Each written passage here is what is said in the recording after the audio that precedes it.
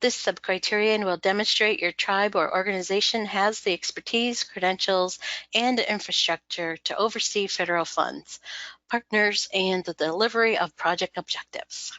Okay, so organizational capacity. This section is worth a maximum of 12 points and starts on page 99 of the training manual. Vital to the success of any project is the availability of qualified staff that are in place before your project begins. This is best executed with a full staffing plan, ensuring positions are filled by qualified individuals at the start of the award, and that plans for recruitment, retention, and contingencies are in place if a key staff member needs to be replaced at any time during the project. A description of your tribe or organization's management structure is key for these elements. You will need to demonstrate that you have policies in place to manage any third parties and that you are qualified and have experience managing federal grants. Okay, so let's begin on staffing structure. So it's helpful to begin this section with an organizational chart. Be sure to identify the staff in the management positions and the proposed staff. In the example on the slide, you can clearly see that the management systems in place. You can see the executive director, you can see where tribal council is, you can see where the CFO is, you can see where your HR is as well. We used color coding to designate where the new project would be so that it's clear that the A&A language project will be under the Cultural Preservation Director, and there's going to be a project director and a native language teacher and a curriculum developer in this new project. So remember, the narrative needs to be very clear when we're talking about personnel. You need to have a staffing plan in place from day one of your project. Even if you are planning or you need to hire maybe a project director, it's going to be one of your first milestone activities as soon as you get the award, and that could take 1 to 2 months to fill.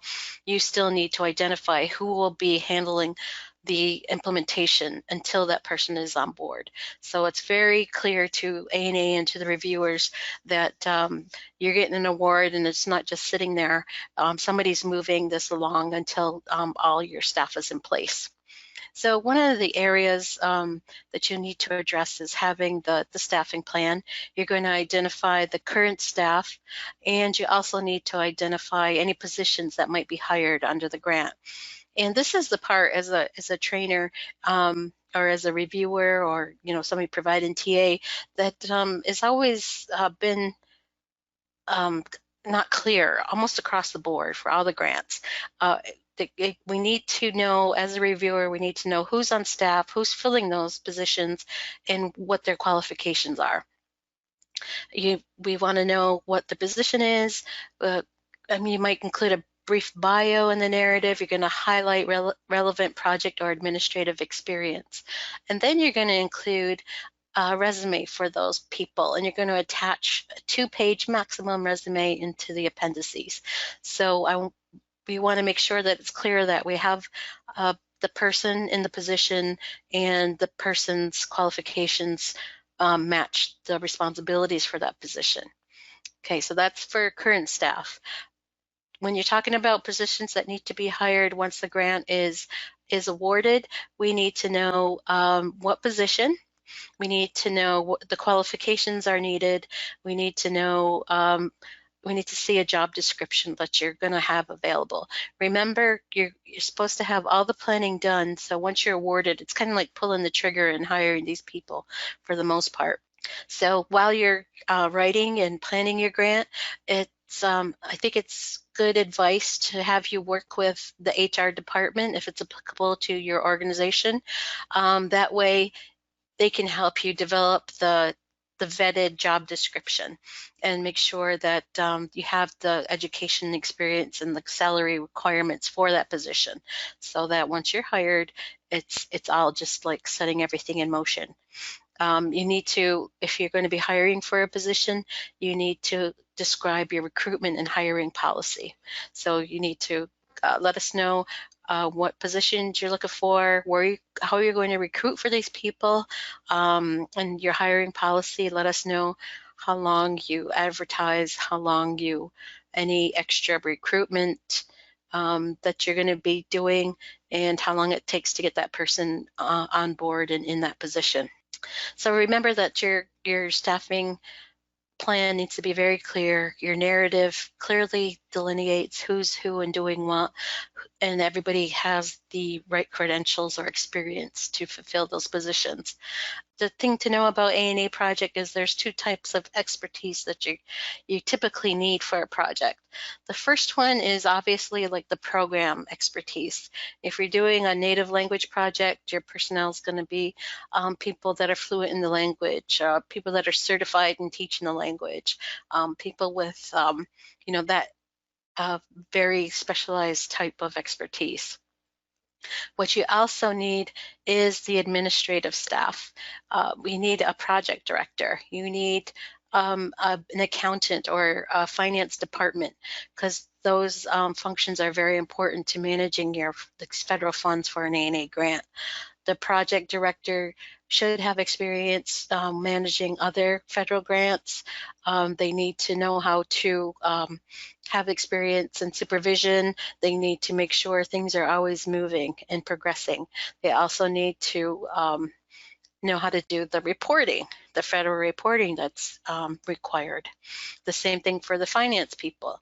They need to know how to be very familiar with working with federal grants, doing drawdowns, doing the quarterly reporting, so that your project can be moving along smoothly. So those are the two types of expertise, the administrative and the program expertise that's needed for an A&A grant. And this is a suggestion, and I think it's a pretty good one. If you've had experience managing an A&A grant, or if you're new to it, a good thing to know is that administering it takes a lot of time. And usually the project director should be a full-time position. That's just a general rule of thumb. You might have people that are so experienced doing this, maybe that won't be required, but I would say a general rule of thumb is to have a full-time project director on board, especially if it's you or your organization's first A&A grant. You also need to identify for elements 36 and 37 in the SEDS and ERE, and the elements 39 and 40 for preservation and maintenance, and then 42 and 43 in EMI, you need to narratively explain the management structure and how they are experienced, or what your policies are for managing third parties, such as consultants or partners. And you need to identify the vetting process for your organization.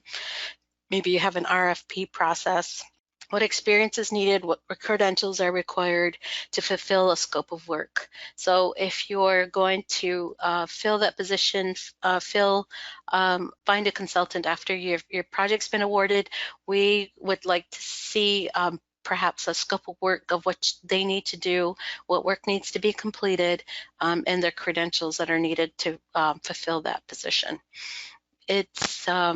And if you have pre-identified either a person to fill a staff position, or perhaps maybe you are able, under your organization's policies, you are able to sole source a consultant, it is okay with A&As.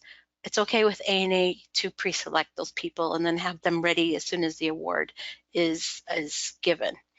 It's okay with A&A as long as it's okay with your organization's policies. So we don't want you to go against your policies. Your policies for your organization are always the default, but A&A does give you that allowability to pre-select people if needed, because to be honest, it's very efficient, and it can make sure that A&A wants to make sure that they give you the best chance to implement your project as possible.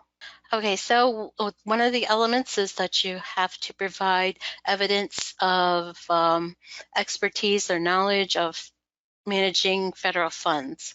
So I mentioned this before when I was talking about having the expertise of your project director or your executive director and your maybe your finance department, or maybe you have to outsource for your accountant.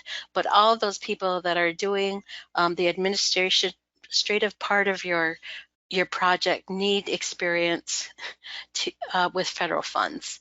It's a specific kind of experience, and ANA wants to know that you have reliable people that are knowledgeable, and that they have they're going to be doing it at a timely manner. They realize that the reporting is required, and it needs to be done when it's due so that your project can progress smoothly. So when you're going to provide a narrative here about the experience that your organization has managing federal funds. It could be like the organization has years of experience with federal funds, or even an individual is okay, especially if you're a smaller organization, but you need to demonstrate that experience. You need to describe your internal controls and your financial policies. So the ANA wants to know that your organization, even if you're a small emerging type of organization where you're still developing your capacity, these controls should be in place no matter how small you are. And if you don't have these controls in place, maybe that's the ideal. That's the ideal of your ANA grant. You want to increase your capacity so that you're able to get those federal funds or other federal funds to service your community. So demonstrate that you have financial policies in place and your procedures are all in place and they're updated. Let us know how often you update them. Make sure that people are following those procedures. Let us know your internal controls. So internal controls are separation of duties. You want to make sure that the people requesting the funds aren't the ones that are distributing, separating those. We want to let us know what kind of accounting systems you have, who has access to those accounting systems.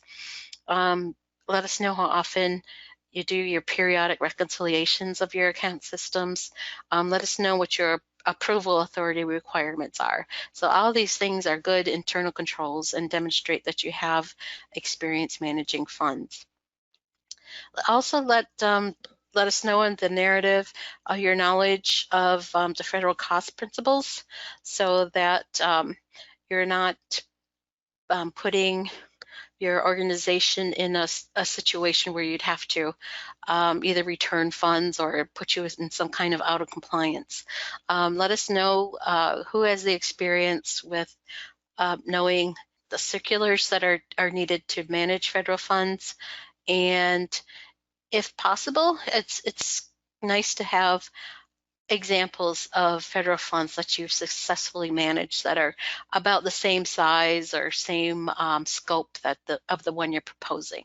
So you could say we've had 2 EPA grants for the same amount, and we've managed them successfully.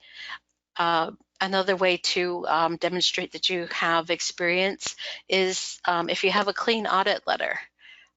When you get your audits done, and if you have a nice clean one, or you have, you could have some findings. You never know. Not all findings are bad, but it's good to have a clean audit letter, and just include the cover letter. You don't have to include the entire audit, but just demonstrating we had a clean audit again for this year, and the cover letter is included in the attachment is a nice touch. It's not a requirement, but it's a nice touch when you're addressing this criterion. Thank you for watching this video. We hope this video has been helpful in understanding organizational capacity. If you have any questions about this video or the ANA application process, our contact information is on the screen. Good luck with your applications, and we look forward to reading them.